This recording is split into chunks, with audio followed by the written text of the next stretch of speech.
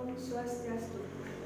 Perkenalkan, nama saya Romantika Priantini, NIM 20 1103 1009. Saya di sini sebagai moderator dari kelompok 2. Kami mendapatkan materi tentang arti, makna, dan manfaat demokrasi. Baik, di sini saya akan menjelaskan tentang pengertian demokrasi. Menurut Ensiklopedia Britannica, demokrasi adalah secara harafiah dikuasai oleh rakyat. Demokrasi berasal dari bahasa Yunani yang demokratia, yang berarti pemerintahan rakyat. Demokratia berasal dari kata demos yang artinya manusia dan kratos yang artinya pemerintahan. Pada pertengahan abad 5 SM, istilah demokrasi untuk menunjukkan sistem politik yang ada di beberapa negara kota Yunani, terutama di Athena. Demokrasi adalah bentuk pemerintahan di mana semua warga negaranya memiliki hak setara dalam pengambilan keputusan yang dapat mengubah hidup mereka.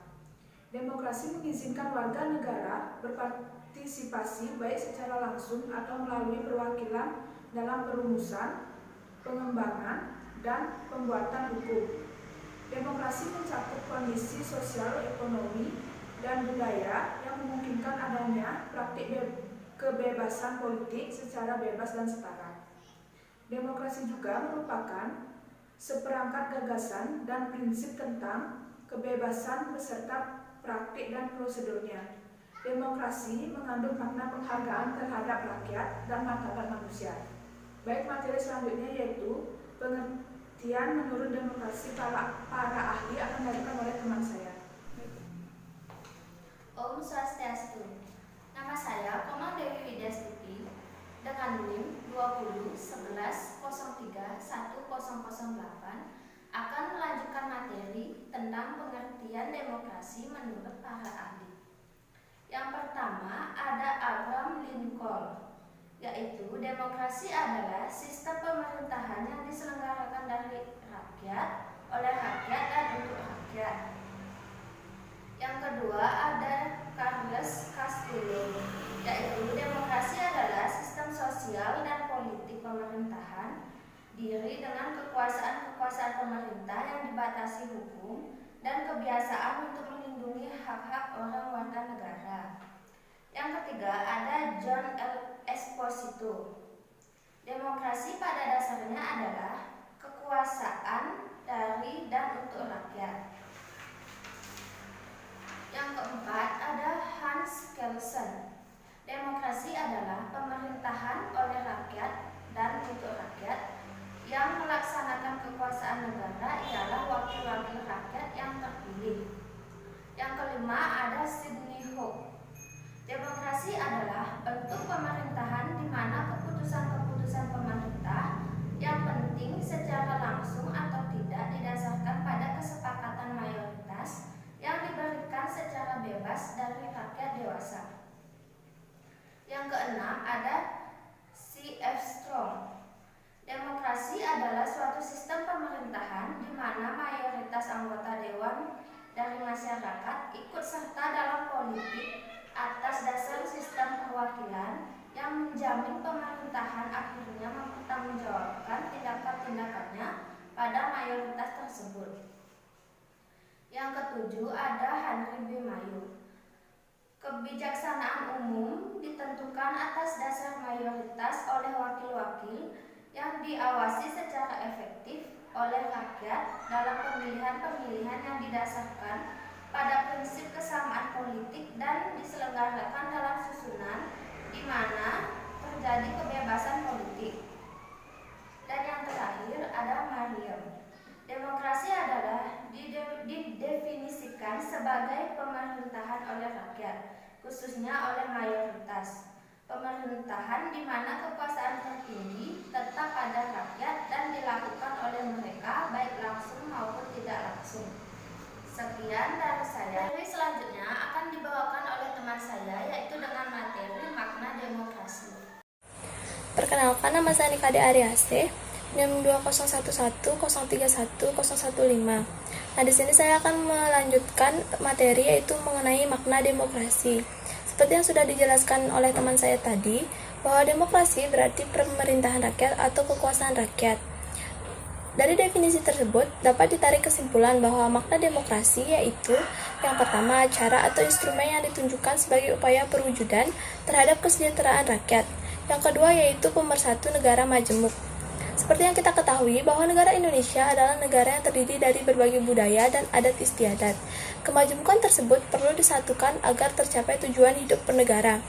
Demokrasi bermakna sebagai pemersatu rakyat Indonesia untuk mencapai tujuan hidup bernegara. Yang ketiga yaitu makna demokrasi sebagai dasar hidup bermasyarakat dan bernegara. Hal ini mengandung makna bahwa rakyatlah yang memberikan ketentuan dalam masalah-masalah mengenai kehidupannya, termasuk dalam menilai kebijakan negara karena kebijakan negara tersebut akan menentukan kehidupan rakyat. Dengan demikian, negara yang menganut sistem demokrasi adalah negara yang diselenggarakan berdasarkan kehendak dan kemauan rakyat. Yang keempat, yaitu pemerintahan dari, oleh, dan untuk rakyat. Pemerintahan dari rakyat atau government of the people mengandung pengertian yang berhubungan dengan pemerintahan yang sah dan diakui di mata rakyat. Sebaliknya, ada pemerintahan yang tidak sah dan tidak diakui.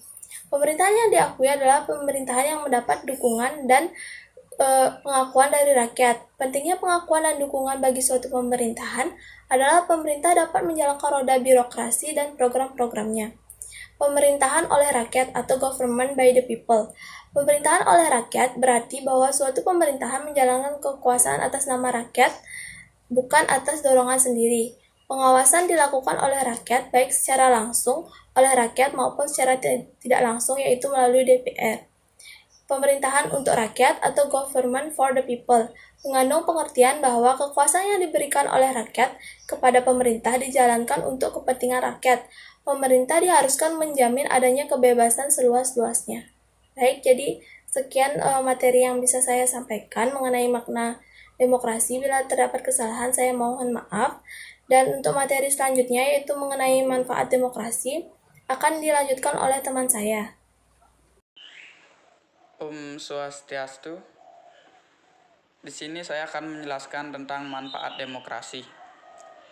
Kekuasaan negara berada di tangan rakyat dan dilakukan dengan sistem perwakilan. Dan adanya peran aktif masyarakat dapat memberikan manfaat. Manfaat demokrasi di antara lain adalah sebagai berikut. Yang pertama, keselarasan sebagai warga negara. Bertujuan untuk memperlakukan semua orang atau warga negara adalah sama sederajat, tidak dibeda-bedakan. Kedua, memenuhi kebutuhan-kebutuhan umum. Semakin besar suara rakyat dan menentukan kebijakan, semakin besar pula kemungkinan kebijakan yang mencerminkan keinginan dan aspirasi-aspirasi rakyat. Yang ketiga, pluralisme dan kompromi. Mengandalkan debat terbuka, persuasi, dan kompromi. Menekankan demokrasi pada debat tidak hanya mengasumsikan adanya perbedaan-perbedaan pendapat dan kepentingan pada sebagai besar masalah kebijakan. Yang keempat, menjamin hak-hak dasar. Terbuka sebagai metode pengungkapan dan mengatasi masalah-masalah perbedaan dalam kehidupan sosial tidak dapat terwujud tanpa kebebasan-kebebasan. Yang kelima, pembaruan kehidupan sosial. Kebijakan-kebijakan yang telah usang secara rutin dan penggantian para politisi dilakukan dengan cara yang santun. Sekian dari saya. Baik, sekian presentasi dari kami. Jika ada salah kata, kami mohon maaf. Kami tutup dengan Parang Santi. Om Santi, Santi, Santi, Om. Om Santi, Santi, Santi, Om.